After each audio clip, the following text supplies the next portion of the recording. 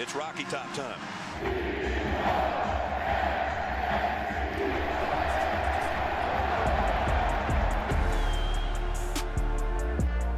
We have this tremendous history and this tremendous past. How do we continue to honor that but modernize for the future? The foundation was created in support of the athletic department and really helping us become more business-centric.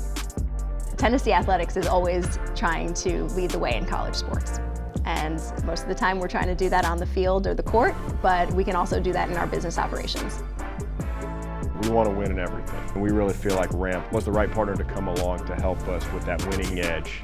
We want to provide our coaches the resources they need to go compete.